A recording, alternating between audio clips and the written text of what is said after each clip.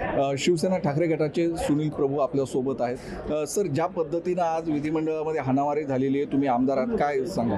ते अत्यंत दुर्दैवी आहे आणि गेटवरती अशा पद्धतीने मारामारी होणं आणि महाराष्ट्र जनतेने ती गुंडगिरी बघणं हे महाराष्ट्राची आत्तापर्यंतच्या विधानसभेच्या इतिहासाला काळिंबा पासणारी घटना आहे। नाही, पण ज्या पद्धतीनं ते आतमध्ये आले आणि मारामारी झाली त्यानंतर आता दोन्ही बाजूच्या अरे आमदारांनी जरी दिलगिरी व्यक्त केली असेल ते आतमध्ये आले कसे, पासेस दिले कोणी, पासेसची खिरापत का वाटली जाते, हा खरा प्रश्न आहे ना।